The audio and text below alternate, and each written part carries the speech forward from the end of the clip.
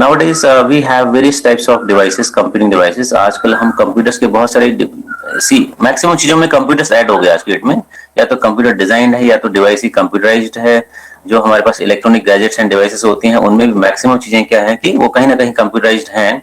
हमारे घरों में मशीन्स हैं वो कंप्यूटराइज्ड हैं, वेब कैम्स कंप्यूटराइज्ड हैं, स्मार्ट टीवीज है, स्मार्ट मोबाइल्स हैं, वो सब कंप्यूटराइज्ड, कहीं ना कहीं उसमें कंप्यूटिंग फैसिलिटीज होती है। तो कंप्यूटर क्या है? Computer device is capable of performing computations and making logical decisions. Computations numeric calculations से अलग है। न्यूमेरिक कंप्यूटेशंस में न्यूमेरिक कैलकुलेशंस भी आते हैं। बहुत इनिशियल जनरेशन के कंप्यूटर्स में क्या था, केवल न्यूमेरिक कैलकुलेशंस होती थी। बट आज के डेट में हम केवल न्यूमेरिक कैलकुलेशंस नहीं करते हैं, न्यूमेरिक कैलकुलेशन से ज्यादा हम बहुत कुछ करते हैं। जैसे हम गाने सुन रहे हैं, वीडियो रिकॉर्ड कर रहे हैं, या हम रिमोट सेशन ले रहे हैं, ये सब कंप्यूटेशन का पार्ट है। Making logical decisions. Computers process data under the control of sets of instructions called computer programs. Computer programs क्या हैं? Computer programs are set of instructions which are used to process computer data. And computer का use हम करते हैं data process करने के लिए, data store करने के लिए, data को communicate करने के लिए. Then we have, these are the points about computers. We had hardware elements of the computer. Various devices comprising a computer are named as hardware elements of the computer. For example, keyboard, screen. सबसे पहले user keyboard screen से interact करता है। Then we have mouse, then we have disks. Disk में आपके पास जो है external internal hard drive होता है, एक्सटर्नल हार्ड ड्राइव भी हो सकता है। Then we have memory cards. Memory में internal memory, external memory, secondary, primary, tertiary storage होता है। सीडी रोम, सीडी का full form compact disc read only memory है, जिसका ट्रेंड कम हो गया है। And processing units, processing units में आपका प्रोसेसर आ जाता है। हार्डवेयर के बाद हमारे पास सॉफ्टवेयर आता है। सॉफ्टवेयर के बिना हमारा कंप्यूटर हमारे काम का कोई काम का नहीं है, वो सिंपली एक इलेक्ट्रॉनिक डिवाइस है और without life. The programmes that run on the computer comprise the software. उससे आपका सॉफ्टवेयर बनता है। सॉफ्टवेयर की बहुत सारी कैटेगरीज होती हैं, बहुत सारे नेम्स हैं, टाइप्स हैं, वो हम फ्यूचर उसमें डिस्कस करेंगे।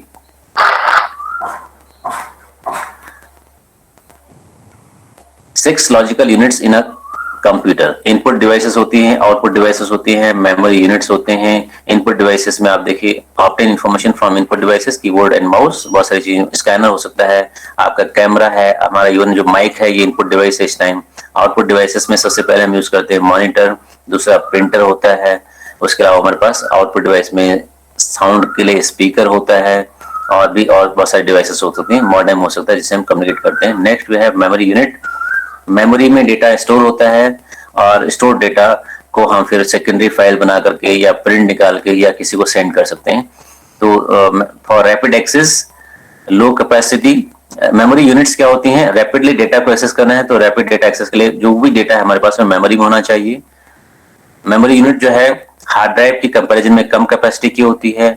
स्टोर्स इनपुट इन्फॉर्मेशन, जो भी हमारे पास इनपुट इन्फॉर्मेशन है, जो भी हम कीबोर्ड से कैरेक्टर्स टाइप करते हैं, अपना नाम टाइप किया, एड्रेस टाइप किया, जो भी हम नंबर टाइप करते हैं, वो सबसे पहले मेमोरी यूनिट में स्टोर होता है।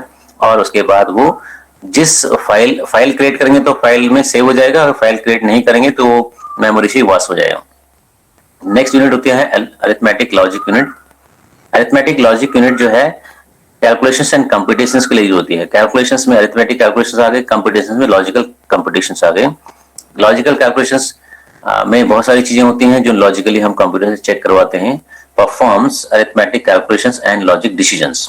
जब हम लॉजिक की बात करते हैं वहां पर डिसीजंस इन्वॉल्व होते हैं। कंप्यूटर्स में हर स्टेप में कहीं ना कहीं कोई डिसीजन इन्वॉल्व होता है।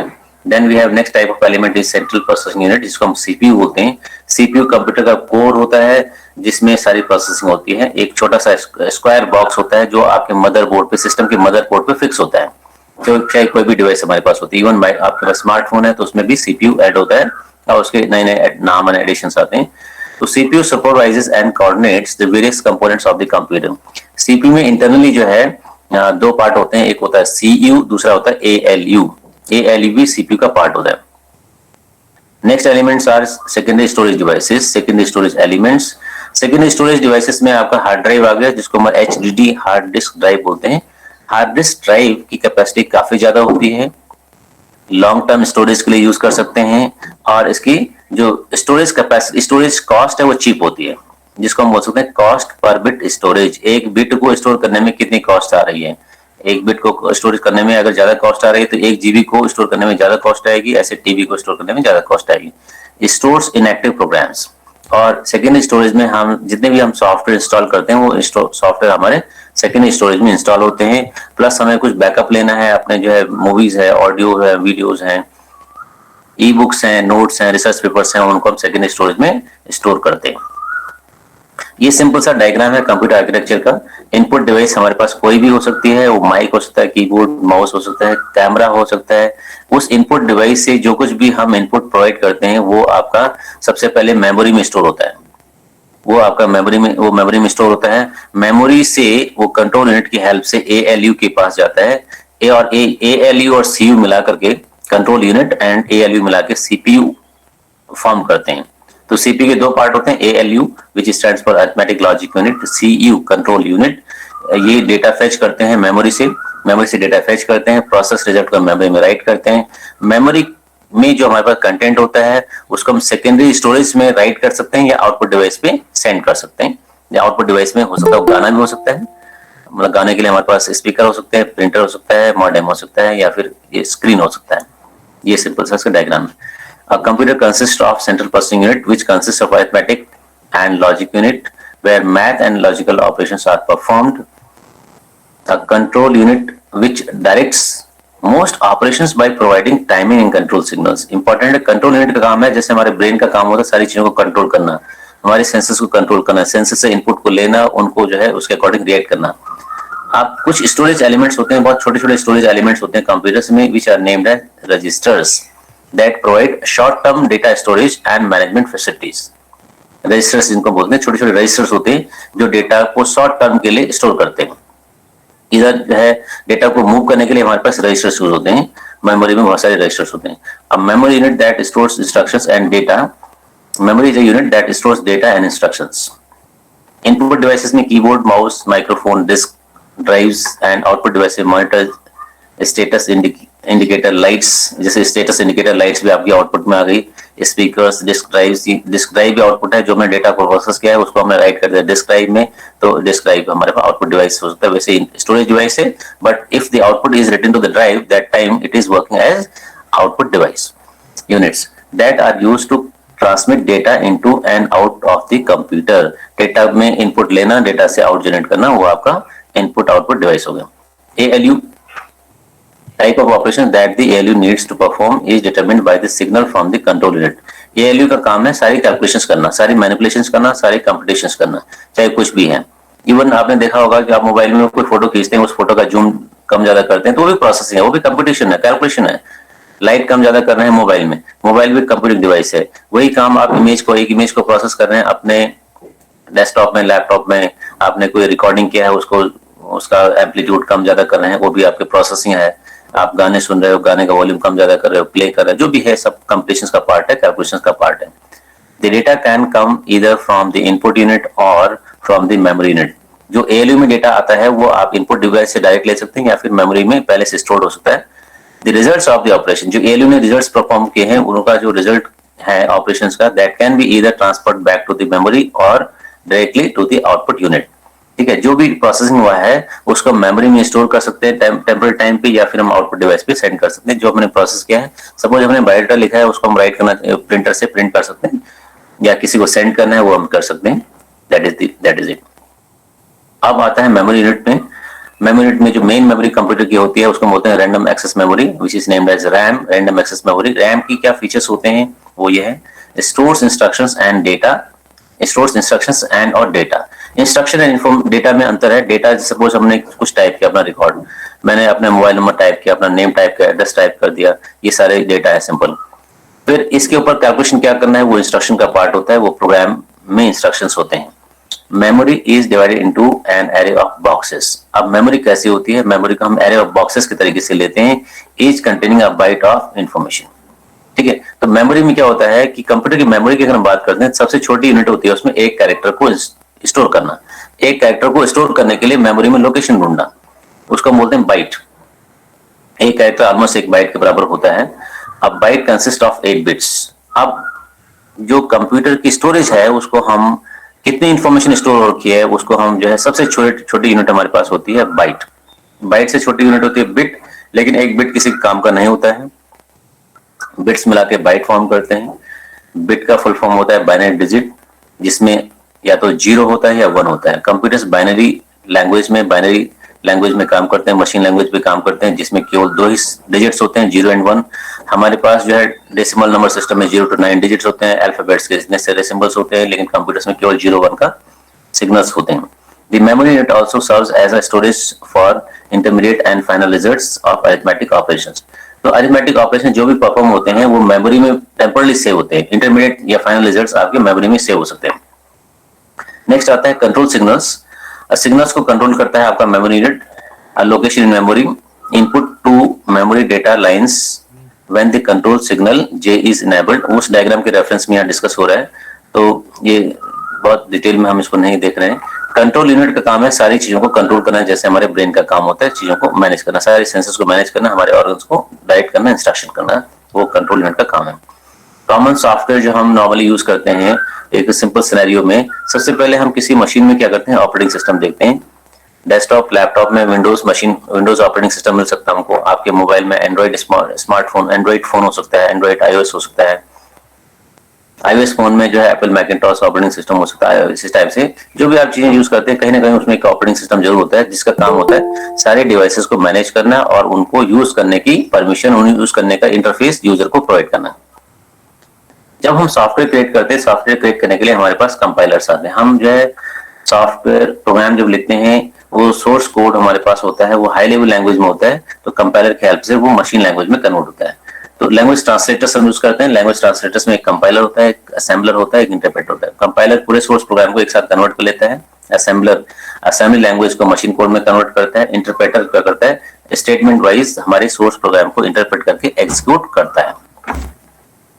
Now, what is an operating system? Operating system like Windows हम यूज करते हैं। आपका एंड्रॉइड स्मार्टफोन है, एंड्रॉइड स्मार्टफोन में आपका अगर एंड्रॉइड काम नहीं कर रहा है तो आप फोन पे काम नहीं कर पाएंगे। हमारे डेस्कटॉप मशीन पे विंडोज काम नहीं कर रहा तो काम नहीं कर पाएंगे, वो अगर उसमें कोई प्रॉब्लम है तो नहीं कर पाएंगे। तो ऑपरेटिंग सिस्टम सबसे पहले क्या होता है, it acts N interface between the hardware and the user. Hardware के ऊपर एक्सेस जो प्रोवाइड करता है हमारा इंटरफेस प्रोवाइड करता है operating system. provides an easy and efficient use of the system resources। हमारे सिस्टम में जितने भी रिसोर्सेस हैं, आप जो नॉर्मली कंप्यूटर्स देखते हैं उसमें कीबोर्ड लगा होता है, माउस लगा होता है, कैमरा लगा होता है, माइक लगा होता है, बहुत सारी चीजें लगी होती हैं। वो सारी डिवाइसेस का आप ऑपरेटिंग सिस्टम की हेल्प से ही यूज कर पाते हैं, उसके बगैर कुछ नहीं कर सकते हैं। Now evolution of operating systems. सबसे पहले ऑपरेटिंग सिस्टम्स क्या थे, single user batch processing system हम उसको बोलते थे। That is the time of first generation computers. Even first generation computer से पहले में जो ऑपरेटिंग सिस्टम थे वो बैच ऑपरेटिंग सिस्टम्स होते थे। फिर ऑपरेटिंग सिस्टम के टाइप्स को हम ये देखना चाहते हैं कि आज हम अगर डेस्कटॉप या लैपटॉप यूज करते हैं उसमें हम कितनी चीजें एक साथ कर लेते हैं। एक साथ हम बहुत सारी चीजें कर लेते हैं, नेट सर्फ कर रहे हैं, गाने सुन रहे हैं, प्रिंट भी हो रहा है, कुछ डाउनलोड भी हो रहा है, एक साथ बहुत सारी चीजें कर पा रहे हैं। एक साथ हमने बहुत सारे विंडोज खोले हुए हैं, तो वो मल्टीटास्किंग, मल्टी प्रोग्रामिंग या फिर मल्टी यूजर होता है। बहुत सारे एडिशंस जो है ऑपरेटिंग सिस्टम्स के मल्टी टास्किंग होते हैं। मल्टी टास्किंग तो सभी होते हैं, एक साथ आप बहुत सारे एप्लीकेशंस खोल सकते हैं। आपने वर्ड भी खोला हुआ है, पावरपॉइंट भी खोल सकते हैं, एक्सेल भी खोल सकते हैं, नेट से कुछ डाउनलोड भी कर सकते हैं, तो ये हो गए मल्टी टास्किंग। एक मशीन पे अगर मल्टीपल लोग एक साथ काम कर रहे हैं तो उसको बोलते हैं मल्टी यूजर। मल्टी प्रोग्रामिंग जो थर्ड पॉइंट है, मल्टी प्रोग्रामिंग। पहले थे सिंगल बैच ऑपरेटिंग सिस्टम, दूसरा है अर्ली ऑपरेटिंग सिस्टम्स में जिसमें केवल बैच को हम मैनेज करते थे। एक साथ हम पहले जो है जॉब को इकट्ठा करते थे, उसे प्रोसेस करवाते थे, और अब उसके बाद आगे फिर multi programming operating systems. Multi programming में बहुत सारे एक साथ हम मल्टीपल जॉब्स को, मल्टीपल प्रोग्राम्स को प्रोसेस कर सकते हैं। टाइम शेयरिंग में एक ही मशीन पे अगर बहुत सारे लोग काम कर रहे हैं तो टाइम शेयरिंग मोड में आता है। आप कहेंगे एक मशीन पे एक साथ बहुत सारे काम कैसे कर सकते हैं। हम वेबसाइट्स जो एक्सेस करते हैं उस वेब सर्वर से केवल हम ही नहीं एक्सेस कर रहे होते, हमारे अलावा भी बहुत सारे लोग एक्सेस कर रहे होते हैं। वो टाइम शेयरिंग मोड है, वो टाइम शेयरिंग मोड में काम करता है उस टाइम ऑपरेटिंग सिस्टम है आपका। तो ये था basic introduction about computers. Let me open new file.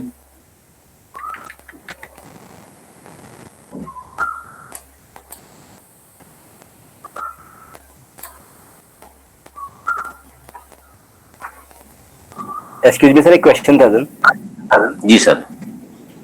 Sir जो रजिस्टर बताया सर आपने sir, it is the component of memory sir या it is the type of memory?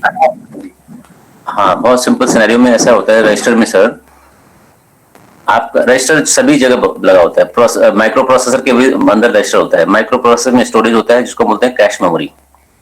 अगर हम माइक्रो प्रोसेसर के स्पेसिफिकेशन को देखते हैं तो उसमें कैश मेमोरी लिखा होता है। L1 cash, L2 cash. L1 cash processor का पार्ट होती है, L2 कैश बोर्ड पे अलग से लगी होती है, वो भी और फिर आपका जो रैम है, रैम में रजिस्टर ऐसा, रैम के अंदर रजिस्टर नहीं होते हैं, रैम की जो मेमोरी लोकेशन से अलग होती है। बीच के जो और स्टोरेज एलिमेंट्स होते हैं उनको बोलते हैं रजिस्टर्स। रजिस्टर्स का काम है डेटा को इधर उधर फ्लो करना, जिनको हम बोलते हैं buses, address bus, data bus, control bus. तो जो कैरियर्स का काम है, जैसे गोडाउन, और एक गोडाउन से दूसरे गोडाउन में हम डेटा शिफ्ट करते हैं, तो मतलब गुड्स को शिफ्ट करते हैं, तो हमारे पास व्हीकल्स हम यूज करते हैं। तो रजिस्टर्स वर्क लाइक व्हीकल्स, मतलब जो बसेस होती हैं उन बसेस में जो स्टोरेज होते हैं उनको बोलते हैं रजिस्टर्स। और रजिस्टर्स में फिर जो बसेस समझ गए आप, रैम से डेटा सीपीयू के पास ले जाना, उस बीच में हमारे पास बसेस काम करती हैं।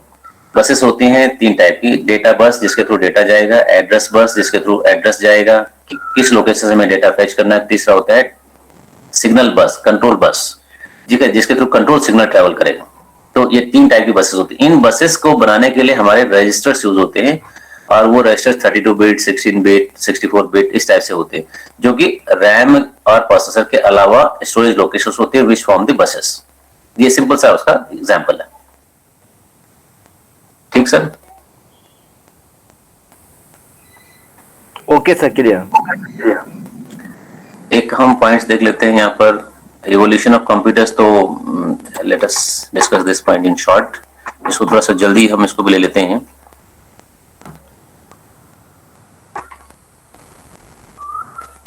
कंप्यूटर्स का इवोल्यूशन जो है, सबसे पहले हमारे पास कंप्यूटर्स की शुरुआत हुई है अबेकस से। अबेकस आज भी जो है आंगनबाड़ी या छोटे जो है क्लासेस के लिए यूज होता है, जिसमें हम addition, subtraction, multiplication, even division students को, छोटे बच्चों को बड़े इजीली समझा देते हैं। इस टाइप का अबेकस आपको दिखता है। This is counted as the ancestor of computers. Origin of computing machines had started from the early device. This is called abacus. इस टाइप की चीजें आपने देखी होंगी। अबेकस 300 BC में बेबीलोनियन सोसाइटी में ये यूज होता था, और कुछ जब बच्चों के खेलने का टॉयस है प्लस कंपटीशन के लिए आज भी यूज होता है, अवेलेबल होता है। Abacus positions of beads represent numbers. ये जो बीट्स की पोजीशंस है इनमें नंबर्स होते हैं, और इसमें इकाई, दहाई, सैकड़ा जो हम यूज करते हैं वो भी इसमें इन्हीं लोकेशन की फॉर्म में होता है। अर्ली डिवाइसेस में आप ये देखिए बॉक्स जो लग रहा है, तो एक कंप्यूटर है, इसके अंदर जो है मैकेनिकल मूवमेंट से जो है डेटा यूज होता था।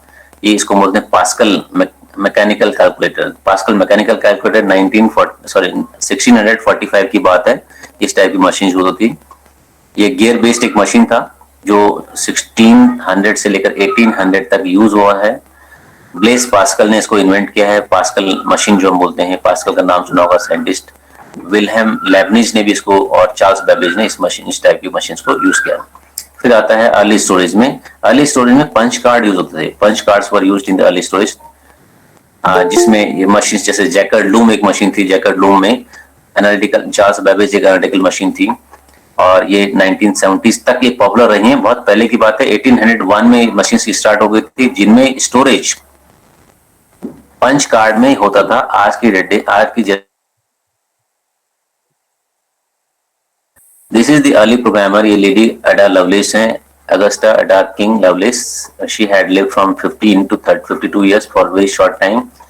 She was the first programmer of the world. She is known as the world's first lady programmer.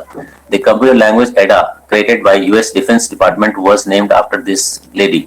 तो वर्ल्ड की जो फर्स्ट लेडी प्रोग्रामर रही है Ada Lovelace रही है। इसके नाम से US डिफेंस डिपार्टमेंट ने एक Ada लैंग्वेज को लॉन्च किया इसके ऑनर में।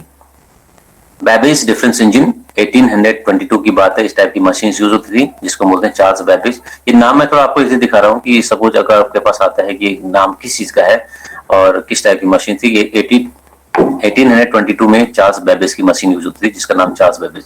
और इनफैक्ट जो है चार्ल्स बेबेज को हम फादर ऑफ एंशिएंट कंप्यूटर्स भी बोलते हैं। फादर ऑफ कंप्यूटर्स अगर हम बोलते हैं एंशिएंट कंप्यूटर्स, तो Charles Babbage is named as the father of computers. उसने सबसे पहला इस टाइप की मशीन बनाई थी। उसके क्रेडिट को लेकर उसे चार्ल्स बेबेज को फादर ऑफ कंप्यूटर क्रेडिट दिया गया, ऑनर दिया गया।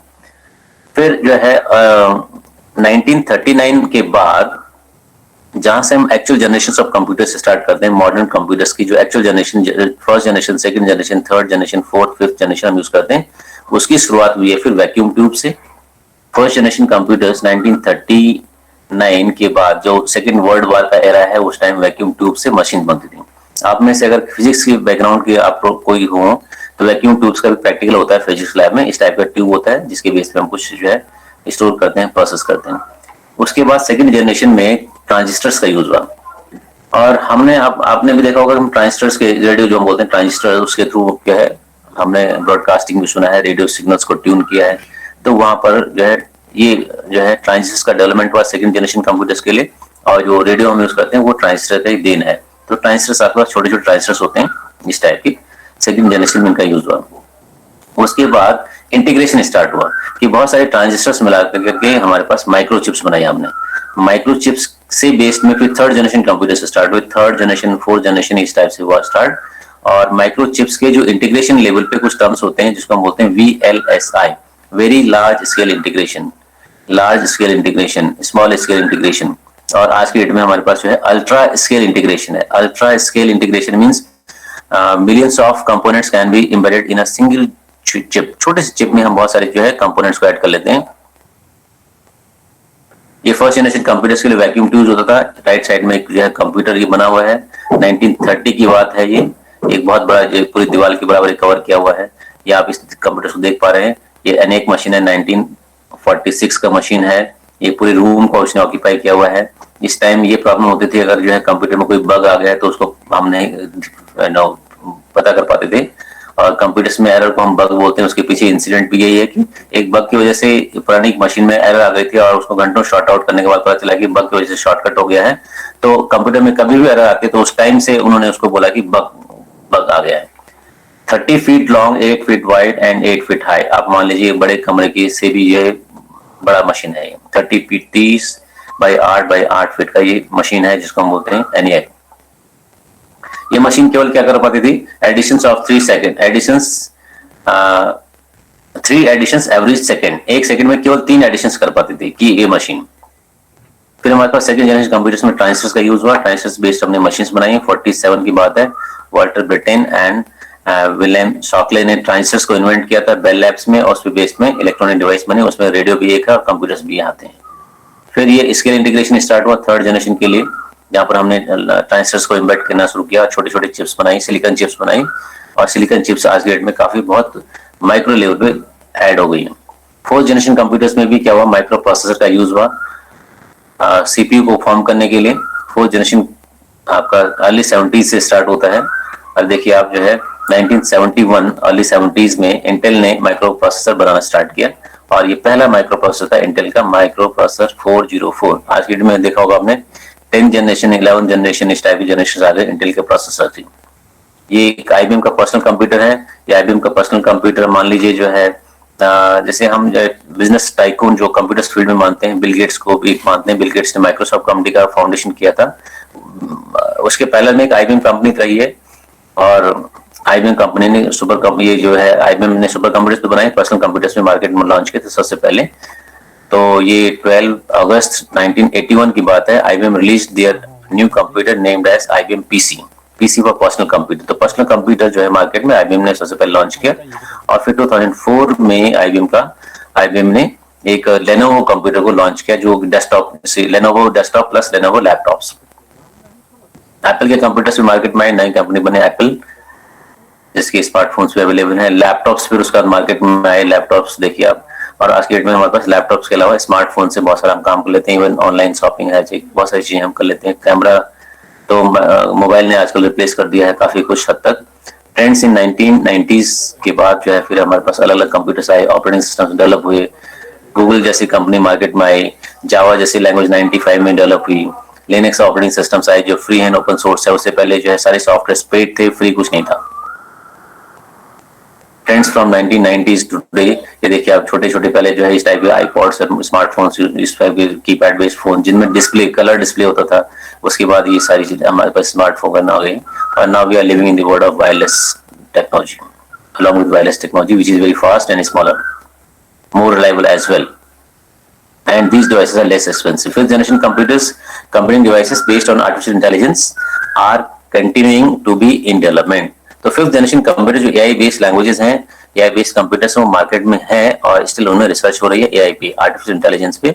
एआई की बहुत सारे एग्जांपल्स हैं, जैसे हम क्या करते हैं, किसी फोटो को प्रोसेस कर पाते हैं, फोटो की बेस पे हम किसी क्रिमिनल का फोटोग्राफ स्केच बना लेते हैं, या फिर मशीन लैंग्वेज मशीन लर्निंग के थ्रू हम जो है वेदर फोरकास्टिंग कर लेते हैं। ये सारी जो है एग्जांपल्स हैं आपके फिफ्थ जनरेशन कंप्यूटर्स की, जिनमें आर्टिफिशियल इंटेलिजेंस है, मतलब कुछ इंटेलिजेंस है जो अपने अपनी तरफ से डिसीजन ले सकते हैं, लर्निंग कर सकते हैं, एरर से लर्न कर सकते हैं, डेटा सेट हम उसे कंपोज कर लेते हैं, उसके बेस पे वो प्रेडिक्शन करता है। वेदर फोरकास्टिंग भी होता है, तो वेदर फोरकास्टिंग में large amount of data process होता है, हिस्टोरिकल डेटा होता है, वो सारा हम प्रोसेस करते हैं, फिर हम वेदर फोरकास्ट करते हैं। इवन अभी चैलेंज तो जरूर है कि हम क्लाउड बस्ट को एक्यूरेटली प्रेडिक्ट नहीं कर पाते हैं, but in future the AI we are working on AI कि हम एक्यूरेटली जो है क्लाउड बस्ट को भी प्रेडिक्ट कर सकते हैं इन नो टाइम।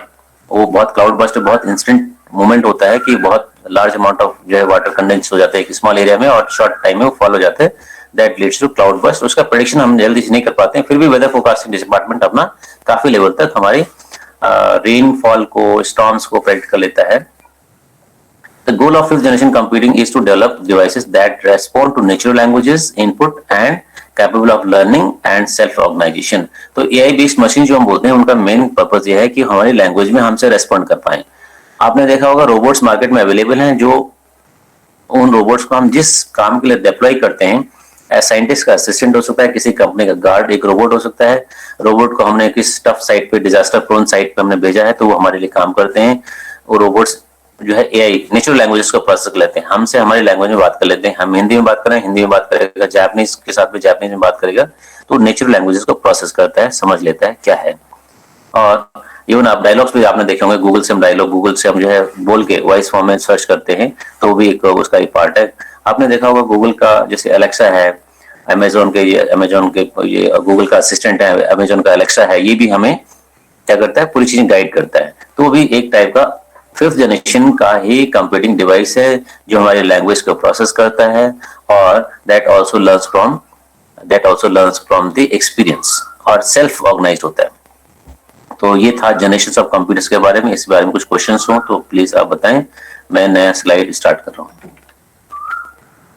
इसके बारे में कोई आपका पॉइंट हो जो आपने बताना हो, पूछना हो तो बताएं प्लीज।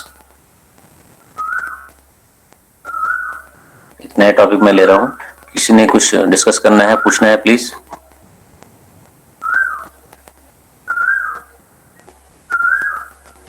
आप लोग जुड़े हुए हैं, नए टॉपिक हम ले लेते हैं। Types of computers,